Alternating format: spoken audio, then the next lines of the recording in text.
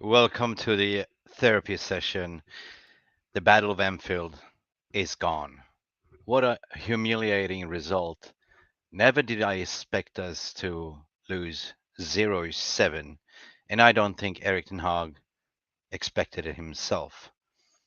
I'm gutted, but I think also Phil is gutted. Phil, thank you for Yeah. supporting. Let's take it for the team. Let's cop it Yeah. on the chin. Let's call a spade for a spade. I would say that this is the worst performance I see collectively the whole team has ever played. Defensively, frail, shocking. We were not at the races at all. Martinez was shocking. Fred was shocking. Everyone was shocking. I don't know if I can even point anyone in the team that deserved praise. Talk to me. Yeah. So first of all, 100% agree. Not one person deserved praise. Now, I was watching this, and I don't know. I'd love to know if there's ever going to be any kind of inside information leaked on this. But Casemiro did not look at it at all. He was not. No. He wasn't chasing the ball down. He wasn't. Going into tackles. He was pulling out. He looked like he was carrying an injury in the first half. Anthony, for the effort he was putting, Anthony in the first half deserved a little bit of plaudits because he was trying, His mistake was he was our greatest player, but he was also one of our biggest problems because he was making the runs, he was getting there and back, but every one of his passes were overhit. You could see he brought it back onto his left foot. You knew he was going to do that. He does it every time. And I'm not slating him because he was the only one who was actually making anything. I've said this to you before in our show. I don't understand. I've never questioned Ten Hag's decisions whatsoever. But for starting Rashford up front, I've not seen it work. He needs to be on the left. I don't know why he didn't move Rashford to the left and either put Weghorst up front or take Weghorst off and bring Sancho on. Just give him a chance in the middle. When it was 1-0, when it was like nil at half-time, when it was 1-0 to Liverpool, it was a sucker. Let's be honest, we took two sucker punches. The actual first half, when you analyse it, we'd said in the pre-show, first 20 minutes are going to be difficult because that's the way Liverpool play. We made it through the first 20 minutes, maybe for the first 25 minutes, and then we came into the game and we looked like best chance of scoring. But when we were on the ascendancy, we never took our chances. We didn't get in the right scoring positions. We didn't look like we were going to scream. Them goals that Salah scored. Honestly, from the moment we started, every single, when you kick a ball and it's a 50-50 and it's going to land at somebody's feet. Every single ball landed at Liverpool's feet today. Every single deflection went against us. And I'm not. That's nothing to do with the players. It's nothing to do with the referee. It was one of those days where you thought, this is not going our way. Lady Fortuna was not on the side. I mean, I'm looking at the comments from John O'Neill. Embarrassing to say the least. Rashford, Shaw, Fernandes, defensively shocking. I thought Shaw had a very piss poor game, to be honest. I really thought, if you look at the first half, it was pretty controlled. They only had one shot on target, and that was the goal from Cody Gakpo, right? We weathered the storm in the first 20 minutes. We looked like we were coming back, at the end of the first half. We looked like we had chances. We had, the offside ruling on the Casemiro header, and I felt a little bit confident. I felt like, I wasn't worried, but the lethargic start of the second half was, I don't know. 2-0, it was all over, mate. It was all over. Their heads are gone. And I was saying to Karen, as you know, my wife, we were sat here and I said, look, this is one of those games where, you can't give up at 2-0 at Anfield, but at the same time, it just looked like we need to be looking at damage limitation here. We saw this years ago against City when Sir Alex was the manager. So it's not like this has never happened before, But it happened with City 6, and then we went the week later, or a couple of weeks later, and we beat Arsenal 8-1. So yeah, we can and will bounce back from this. And at the end of the day, we've lost 3 points, that's the headline. We've lost 3 points. Yeah, that's what we need to focus on. 3 points are gone. If we'd have lost 1-0, we'd have lost 3 points. It's the way we've lost the 3 points, and to the team that we've lost the 3 points to, in the manner of defeat. The heads, there was no shape, there was no organisation, there was no trying to control the game, there was no passing, there was no movement. Every time Liverpool broke, 4 or 5 players were breaking into the box. Every single time. And United had nothing. Yeah, ironically speaking, we look very lethargic. It's noticeable. We're playing 3 games a week. It was noticeable. This was the biggest test of the season. Liverpool, I think it got to their heads. I have Jay. I think he got really mad. I think he trashed some things outside in the garden, but he's back in. Like, he's back. Jay. Gentlemen, good afternoon. How are you all feeling now? We call this, Jay, we call this the therapy session. We are here for the team. I thought I left behind therapy sessions under the incompetent Norwegian that was in charge. But guys, today, I think in 90 minutes, I went through my full repertoire of swear words. There's not enough adjectives to describe the adjectivity today of that performance. Like, when you're 2-0 down away to Liverpool, your historic rival, surely logic would dictate you stop shop, get tight. I've just said that, Jay, just before you came on, mate. Just said exactly the same. Yeah. You've got to do it. Yeah, damage limitation, get tight, and hoping that, for 10 minutes, get tight, weather the storm, and you might get a goal from a set piece, and it's game back on again. But those they down tools at 2-0 though, didn't they? They didn't have, pardon my French, the fucking wherewithal or professional pride in the shirt. And last season, we slagged off players for not having pride in the shirt. Today, guys, I saw players give up. Bruno Fernandes today, I think today, for me, he showed himself today. I think he was abysmal today. Had I been a manager today, I would have taken him off. I would have made an example of Bruno Fernandes today. I think he was exceptionally poor. After half time, on comes Scott McTominay. What's he going to offer? We're down 2-0. Why is he coming on? He was actually, if you watch it back, Phil and Mick, he was called for 2 of their goals. If you watch it back. What's he do when he comes on? Yeah.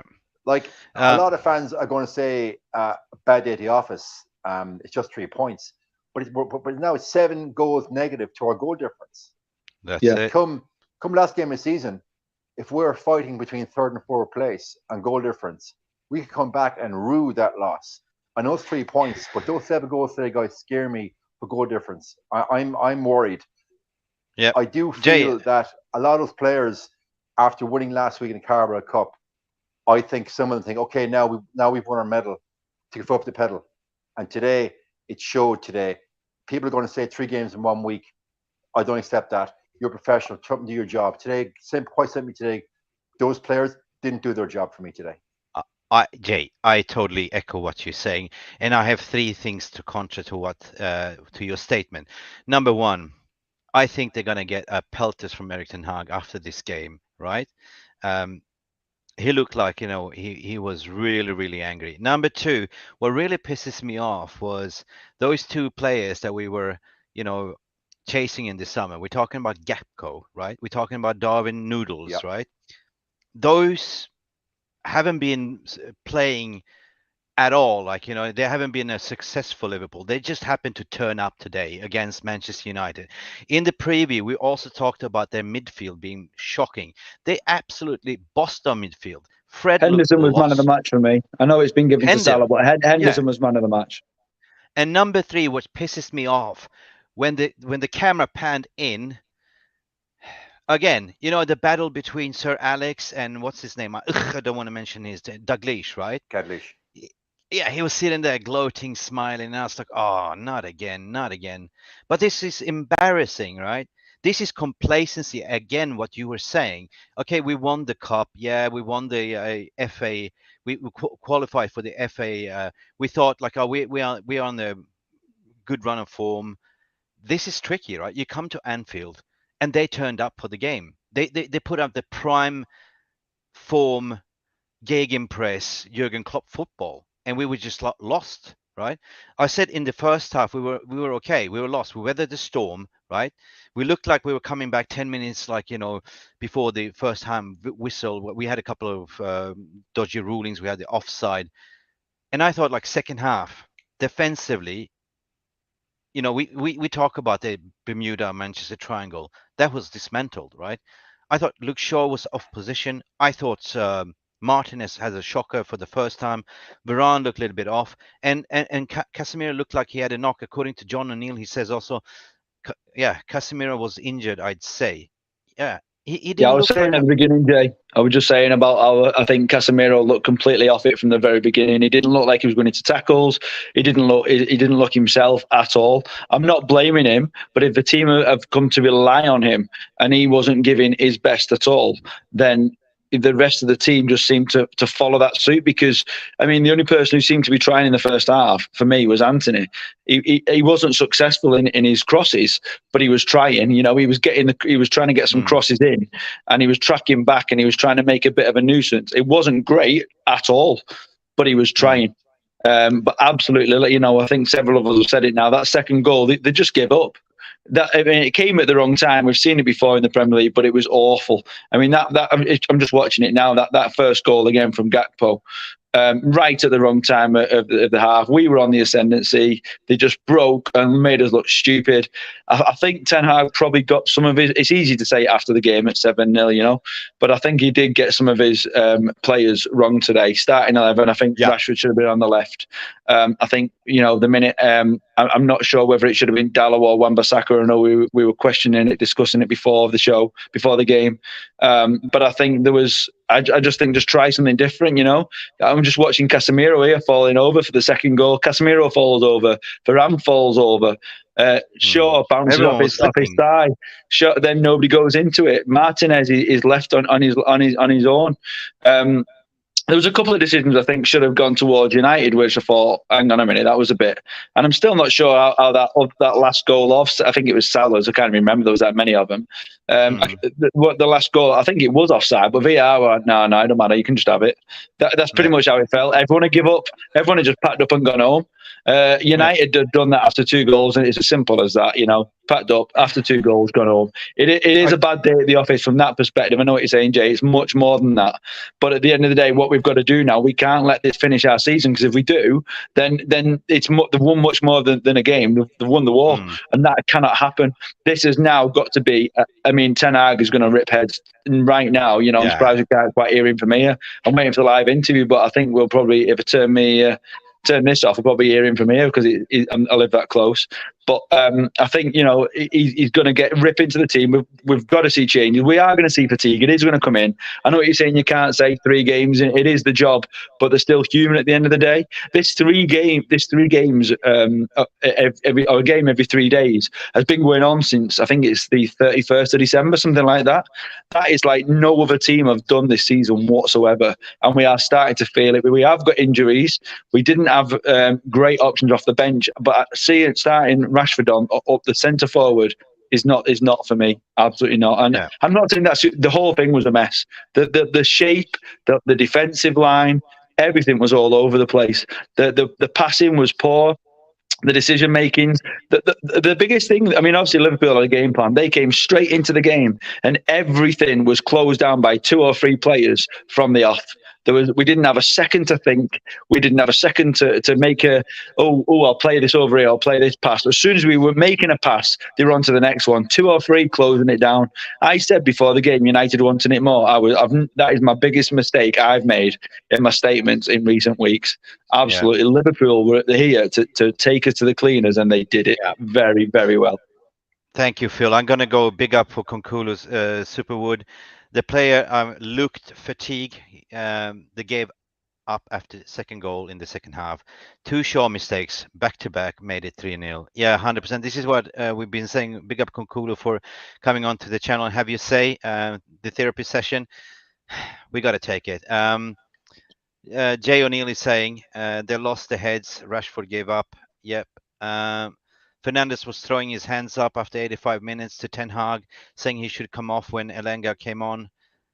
And also John O'Neill saying the second goal is comical. 100%. I think, if I'm honest, all 7 goals are comical. They were all they weren't super goals. Yeah, they were in their own right, but they were just shocking defending and errors. Do you know what I mean? I am speechless because our defense has been solid, right? We looked like we didn't even go for the second balls. It was like, you play pinball, like ding, ding, ding, ding. It was just bouncing back and forward. It was frustrating as, you know what I mean with pinball, right? Yeah. There was no control. And the shocking part is, if you look at our midfield, the biggest mistake, and there was 2 mistakes that Erik ten Hag got it wrong. I believe Jay could concur on this one. I was surprised that he started Dalot. He just played Aaron Wan-Bissaka, as I said in the preview. But also Fred. You never know what you're going to get with Fred. We were praising and waxing lyricals, me and Jay, like, and he find it in a Pele. But what with Fred, you never know. It's like Forrest Gump. Life is like a box of chocolate. You never know what you're going to get. And this time we got the the chocolate that always stays last in the box. Jay, take it away. I'm waiting for your punches. Okay. I think Ten Hag had to show some sort of confidence in Fred today. He played 3 or 4 decent games in a row. He had scored 2 of the last 4, so yeah, I got to start him. But when it became obvious in the first half that it wasn't working with Fred today, okay, he was diving into tackles, but the press with Fred today didn't work. I did think, okay, easy swap, you're going to bring on Sabitzer. When I saw Scott McTominay warming up, the Bishop, I was like, what's that? Like, what is Scott McTominay going to give you? Scott McTominay proved what he can give you in the FA Cup game during the week. Absolutely nada. And he comes on with Garnacho, and I'm shaking my head. And it's probably one of the first times this season that I've really questioned Ten Hag. Okay, and I know the fans are going to say, Jay, who the hell you question Ten Hag? He's got a UEFA Pro license. But sometimes you just do the obvious thing. You bring on a player like Sabitzer that's going to, he's going to give you, versus McTominay, Scott McSideways, who I said at the start was responsible for the 2 goals. Then back on Anthony, Phil, agreed. First half, Anthony, he was decent. He was 7 out of 10. But second half, I think the Liverpool midfield really had his number, and he was completely ineffective. Like, okay, Anthony has got no say on the purchase price. We know we overpaid for him. We should have bought him earlier, like last May, June. Probably got him for 35, 40 mil. And then as a net result, we miss out on Nunez, we miss out on Gapco, and it's come and bit us in the ass. So there was probably a lot of mismanagement of the club and the higher ups that led to this defeat today. Lack of squad depth, signing players that the fan base overrate. Anthony is overrated, I do believe. But if you slag him off in the fan base, you're cascaded for not being a true fan and not a top red. For me, Anthony, thus far, he showed flashes of brilliance, but thus far, for me, he's been Memphis Depay Mark II. Now, I hope Anthony, in the fullness of time, comes to prove me wrong. But right now, he's not proving me wrong. So for me, I would take him off and Brian Sancho. 100%. I call that absolutely, completely, 100% agree with that. I think he should have gone maybe sort of 50th minute. It clearly wasn't working. The minute that second goal went in, take Anthony off. And he was getting a bit frustrated as well. He was getting wound up. He was getting angry. A couple of kickouts here and there. I think Shaw should have gone a lot sooner because of his attitude. That was stinking. I think Shaw, Bruno, and Anthony all should have gone because of the attitude. Bring in the likes of Malacia, Sancho, and Sabitzer, and I think we would have perhaps had a different. Not saying we'd have got a different result in terms of the win, because I think it potentially could have gone. But I'm just watching it again. Every second goal, every second touch just bounced to them. Even Salah's second goal, Shaw bounces off Firmino and lands perfectly in Salah's feet. It was just everything today was against us. But at the end of the day, when your shape is that bad, you deserve to get what we got. I'm really sorry, guys, but I've got to go. I've had longer than I was supposed to. And but yeah, I won't. It's a pleasure meeting with you guys, but hopefully next time it'll be on better circumstances. Real Betis next. Let's get this put behind us. Let Ten Hag rip into them, sort it out with them, move on, and go fresh next week. Thank you for coming on, Phil. I know you have, sorry, guys. I know you have Sunday's church. Pray for us for a win against Royal Betis. Okay. Cheers, buddy. Thanks for coming on. Bye. Bye. Well.